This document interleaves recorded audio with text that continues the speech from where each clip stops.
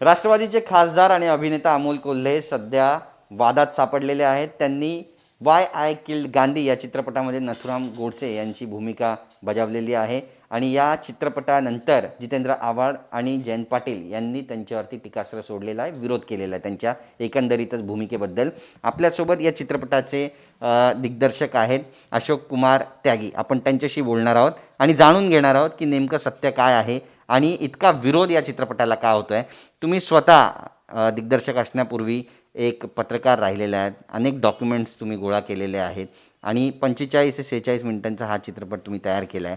पण आता ज्या प्रकारे विरोध होतोय त्यावर तुमची पहिली प्रतिक्रिया काय? सबसे पहले तो मैं क्षमा चाहूँगा कि मैं मराठी में आपका जवाब नहीं दे पाऊँगा और मैं महाराष्ट्र की पुण्य भूमि में रहने वाले आपके तमाम दर्शकों को प्रणाम करता हूँ।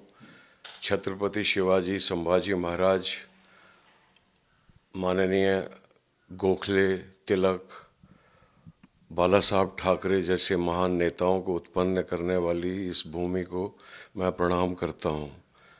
और मैं ये कहना चाहता हूँ कि ये जो विवाद हो रहा है इस फिल्म के बारे में, ये बिल्कुल बेमतलब है। इसमें गांधी जी ने कहा है कि सत्य ही परमात्मा है, सत्य से बड़ा कोई परमात्मा नहीं है, परमात्मा ही सत्य है।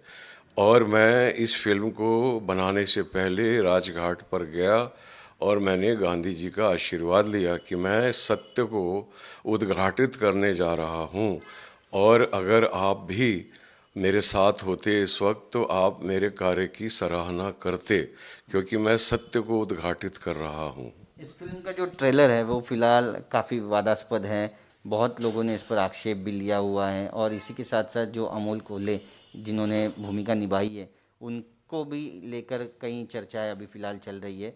तो इसके बारे में आप क्या कहना चाहेंगे जो फिल्म बनी है? देखिए, मैं बोलने को तो बहुत कुछ बोल सकता हूँ, पर मुझे नहीं पता कि ये जो इंटरव्यू है ये आप कितना दिखाने वाले हैं टेलीविज़न के ऊपर। इसके लिए मैं जो महत्वपूर्ण बातें हैं उन पे मैं पूरी पहले ध्यान लगा देता हूँ। सबसे पहला बात ये है कि सन 2002 में right to information act pass किया गया, जिसके अंतर्गत सेंट्रल इंफॉर्मेशन कमीशन की स्थापना की गई है। उस कमीशन ने सन 2017 जनवरी में ये आदेश पारित किया है कि नाथूराम गोडसे के गांधी मर्डर ट्रायल में दिए गए अंतिम बयान को पब्लिक डोमेन में लाया जाए। ये उन्होंने ये आदेश पारित किया है, ये आप देख सकते हैं यहाँ पे इसके ऊपर। और ये आपको मैं दिखाना चाहूँगा, देखिए सर, ये national archives of India, Bharat सरकार, ये भारत सरकार का डॉक्यूमेंट है। इसके ऊपर ये देखिए, सबसे लोमहर्षक है कि देखिए नाथूराम गोडसे का यहाँ पे सिग्नेचर है, अखंड भारत अमर रहे वंदे मातरम। हर पेज के ऊपर उनका इनिशियल है और ये डॉक्यूमेंट मैंने नहीं पैदा किया, ये पंजाब हाई कोर्ट में सबमिटेड है। और गांधी मर्डर ट्रायल के एक बहुत बड़ा कमरा है आर्काइव्स के अंदर, वहाँ पे उससे जुड़ी हुई सारी फाइलें रखी हुई हैं। वहाँ से ये फाइल नंबर 41 पेज 14 से लेके पेज 113 तक है, ये जो मैंने आपको दिखाया। और दूसरी बात मैं कहना चाहूँगा कि सन 2001 में शिवसेना की सरकार, शिवसेना बीजेपी की सरकार ने एक ड्रामा चलता था, मी नाथूराम गोडसे बोलतोय, मराठी के अंदर। तो ये देखिए कि सुप्रीम कोर्ट ने उसको जो है वो उस पर court order lifts ban on Godse play. ये देखिए, ये टाइम्स ऑफ इंडिया की समाचार है। लेकिन यहाँ पे बैन की बात नहीं हो रही, आपके फिल्म को भी किसी ने विरोध नहीं किया, यहाँ तक कि शरद पवार जो है राष्ट्रवादी के सुप्रीमो, नहीं, वो उन्होंने तो भी ये कहा। कह रहे हैं कि उन्होंने अभिनय किया है और एक अभिनेता के तौर पे उनको पूरी स्वतंत्रता है कि वो कौन सा पात्र निभाएं, क्योंकि पात्र को निभाना एक उनकी कला की एक स्वतंत्रता है और उनकी राजनीति जो है वो उसका उनकी कला से कोई संबंध नहीं है। आपके दिल में क्या डर है, क्योंकि इतने बड़े कैबिनेट मिनिस्टर्स हैं वो अभी इस अभिनय के को लेकर विरोध उन्होंने जताना शुरू कर दिया है। आप डर के साए में जी रहे हैं? नहीं, मैं किसी भी डर के साए में नहीं जी रहा। मुझे माननीय शरद पवार जी के नेतृत्व पर मैं उनका बहुत बड़ा फ़ैन हूँ। और जब मैं पहली बार मुंबई आया था सन 1980 में, तो वो महाराष्ट्र के मुख्यमंत्री नियुक्त हुए थे। वो सबसे युवा और बहुत ही स्मार्ट, गुड लुकिंग एक मुख्यमंत्री रहे। उन्होंने इस प्रदेश को और देश को आगे ले जाने के लिए उनका योगदान अभूतपूर्व है। माननीय बाला साहब ठाकरे, जिनकी विरासत का माननीय उद्धव ठाकरे जी इस वक्त नेतृत्व कर रहे हैं, उन पर भी मेरा पूर्ण विश्वास है। और भारत की सबसे बड़ी बात है कि भारत के संविधान पर, भारत की न्यायपालिका पर मेरा पूर्ण विश्वास है। और मैंने कोई भी ऐसा काम नहीं किया अपने जीवन में जो कि किसी भी प्रकार से न्याय युक्त ना रहा हो। इसलिए क्योंकि मेरे मन में कोई चोर नहीं है, इसलिए मेरे मन में किसी भी प्रकार का कोई भय भी नहीं है। विचारधारा है, गांधीवादी विचारधारा है। उनके लोगों का ये कहना है कि जिन लोगों ने बापूजी की हत्या की उनको प्रमोट किया जा रहा है इस फिल्म के तौर पे, और इसी को लेके अमोल कोल्ले जी के पर भी काफ़ी टीका टिप्पणी हो रही है। देखिए, टीका टिप्पणी जो भी है ना, मैं चाहता हूँ कि जिसको भी टीका टिप्पणी करनी है वो पहले फिल्म को देखे और फिल्म को देखने के बाद टीका टिप्पणी करे। क्योंकि अभी जो भी टीका टिप्पणी हो रही हैं वो उसको बोलते हैं कि बिना किसी प्रमाण के, बिना किसी भी प्रकार के कन्विक्शन के, जो लोगों के मन में पूर्वाग्रह हैं उनकी बिना पे हो रही हैं। लोगों को तो ये भी नहीं पता कि नाथूराम गोडसे स्वयं गांधीवादी रहे। उन्होंने गांधी जी के असहयोग आंदोलन में भाग लिया और उसमें कई बार वो जेल भी गए। तो नाथूराम गोडसे कोई गांधी जी के विरोधी नहीं है। लेकिन जब भारत का विभाजन हुआ उस समय 20 लाख लोग अपने जान से हाथ धो बैठे। जब 1971 में दोबारा से भारत का विभाजन हुआ बांग्लादेश के रूप में, तब 30 लाख लोगों की हत्या हुई। 50 लाख लोग तो ये हैं और 50 लाख लोग वो हैं जो युद्ध हुए हैं भारत और पाकिस्तान के बीच में सन 47-48 से लेके सन 65 का युद्ध हुआ, 71 का युद्ध हुआ और जो भी बाकी युद्ध हुए और जो बीएसएफ के हमारे जवान मरते हैं, रोज़ जो घटनाएं होती हैं, ये सारी की सारी भारत के विभाजन की वजह से हुई मौतें हैं।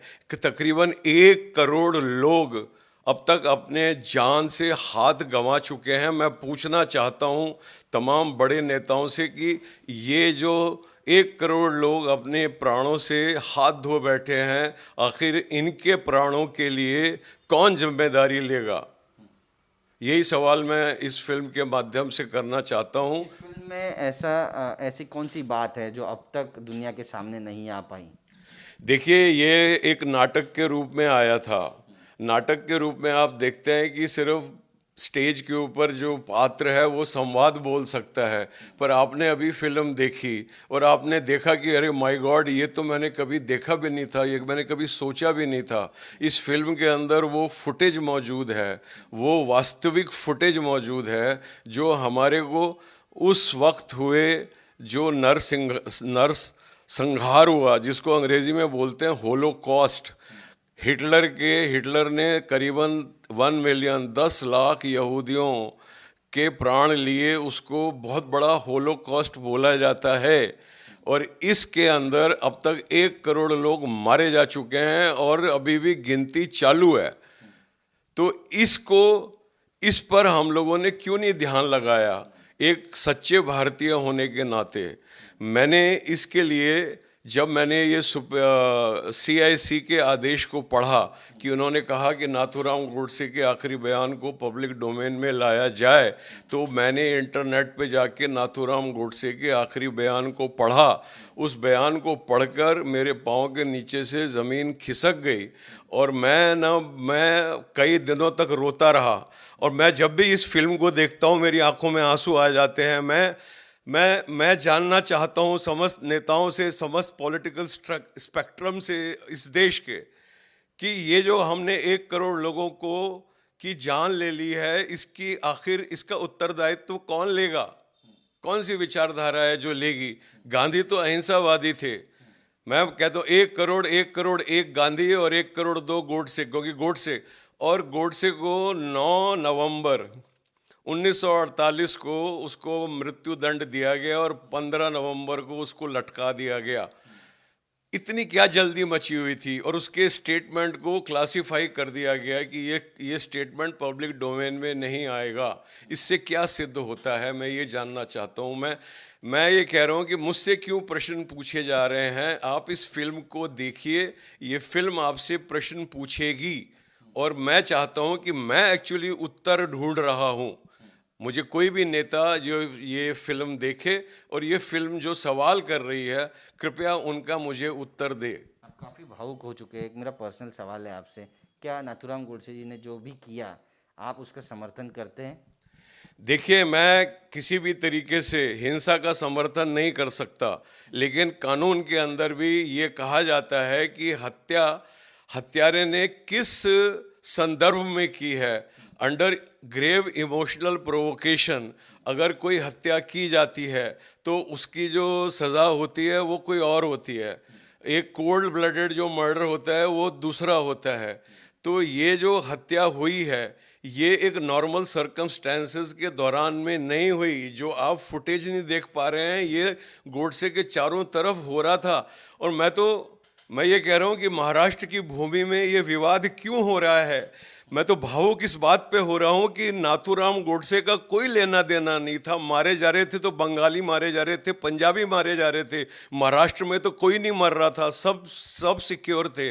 मुझे इस बात पे बहुत इमोशन फील होता है कि एक महाराष्ट्र का आदमी जिसका कोई लेना देना नहीं था पंजाब के लोगों से और बंगाल के लोगों से जो मारे जा रहे थे, उसने उनके लिए भावुक होकर वो काम कर दिया जो उसको पता था कि इसका परिणाम मेरी मौत में ही होगा। उसको भली भांति पता था कि मुझे फांसी की सज़ा मिलेगी। तो क्या उसकी कन्विक्शन, क्या उसके हालात रहे होंगे, अगर आप फिल्म देखोगे वो बताएगा आपको कि वो कौन से हालात थे जिनसे मजबूर होकर वो करने पर मजबूर हुआ। नाथूराम गोडसे ने तो कोई मच्छर भी नहीं मारा होगा अपनी ज़िंदगी में। उसकी शक्ल आप देखो, इतना वो नहीं है। वो आप उसके इतिहास में चले जाओ, उसने कोई, आप हम उसको आतंकवादी बोल रहा है, कोई उसको हिंदूवादी बोल रहा है कि उसका दिमाग खराब हो गया। उसको फिल्मों में भी इस तरीके से दिखाया गया। इम्पोर्टेंट सवाल यहाँ पे ये भी है कि अभी अमोल कोल्ले जी ने काफ़ी चैनल्स को इंटरव्यू दिए। उन्होंने कहा कि 2017 में इस फिल्म का निर्माण होना शुरू हुआ था, तब वो दूसरी पार्टी में थे। 2019 के पहले वो राष्ट्रवादी में आए, तो 5 साल तक ये फिल्म बनी रही थी। कुछ विवाद भी था डायरेक्टर्स में, ये विवाद क्या था? नहीं, विवाद नहीं था। उन्होंने ये कहा कि निर्माता और दिग्दर्शक के बीच में कुछ विवाद हुआ, ऐसा उन्होंने बोला। लेकिन ऐसा कोई विवाद नहीं था। इस फिल्म के निर्माण में मुझे मान सिंह जी, जो स्वयं एक पत्रकार रह चुके हैं और निर्माता हैं, और उनकी धर्मपत्नी कल्याणी जी, उन्होंने सहयोग दिया। मैं उनका कृतज्ञ हूँ, उन्होंने ये काम में मेरा सहयोग किया। लेकिन ये फिल्म मैं बना के बैठा हुआ हूँ और मैं ऐसी अपॉर्चुनिटी ढूंढ रहा हूँ कि ये पिक्चर रिलीज़ हो। जब 2019 के आम चुनाव में एक प्रश्न उठा, किसी कैंडिडेट ने बोला नाथूराम गोडसे एक देशभक्त थे। उस समय हमारे देश के प्रधानमंत्री ने उस पर ऑब्जेक्शन लिया, उसको रेप्रिमेंड जिसको बोलते हैं अंग्रेजी में, उसको किया कि ये बयान आप वापस लीजिए। यानी कि माननीय नरेंद्र मोदी जी, बीजेपी, आरएसएस कोई भी इस फिल्म के पक्ष में नहीं है। विपक्ष की तो बात है। चर्चा तो ऐसी भी है कि इसका फ़ायदा जो है वो यूपी इलेक्शन में बीजेपी को होगा, और इसके साथ साथ और महाराष्ट्र में जो महानगर पालिका के चुनाव अभी आने वाले, उसमें बीजेपी को होगा। नहीं, ये तो बहुत ज़्यादा मैं कहूँगा कि एग्जेजरेशन है।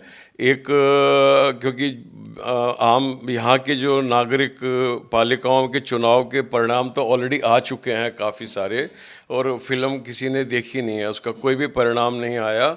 और जहाँ तक मैं देख रहा हूँ कि भाजपा ने भी अपने वसीम रिजवी और और भी काफ़ी लोगों को अरेस्ट करके रखा हुआ है, वो जिन्होंने कुछ प्रोवोकेटिव स्टेटमेंट दिए। ये this film I am not referring, इसमें कोई भी प्रोवोकेशन नहीं है, बहुत ही शालीनता के साथ में पार्लियामेंट्री लैंग्वेज के अंदर नाथूराम गोडसे अपनी बात को रखते हैं। जो आपने देखा, इसमें किसी भी प्रकार की चीप लैंग्वेज का, प्रोवोकेटिव लैंग्वेज का बिल्कुल भी उपयोग नहीं हुआ है।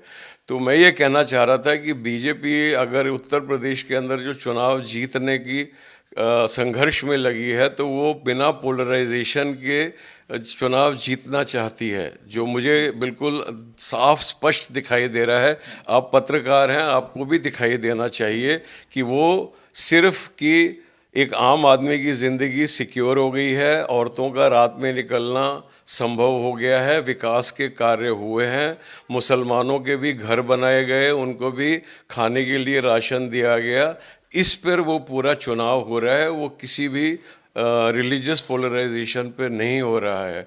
तो इस प्रकार की जो स्पेकुलेशन किए जा रहे हैं, मैं समझता हूं कि उनको मैं नहीं रोक सकता। आपके किसी के भी मस्तिष्क में क्या चल रहा है, उस पर अंकुश लगाना मेरे वश के बाहर है। जी, बहुत बहुत शुक्रिया हमसे बात करने के लिए. तर हे होते अशोक त्यागीजी, या चित्रपटाचे निर्माते आणि त्यासोबतच दिग्दर्शक आहे. आणि सगळ्यात महत्त्वाचं म्हणजे नाथूराम गोडसे यांनी केलेल्या कृत्याची जी दुसरी बाजू आहे ती चित्रपट प्रदर्शित झाल्यानंतर लोकांच्या समोर येईल असं त्यांचं म्हणणं आहे.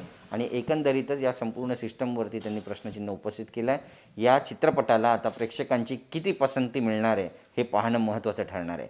कॅमेरा पर्सन योगेश गुरवसह गिरीश गायकवाड, TV9 मराठी, मुंबई.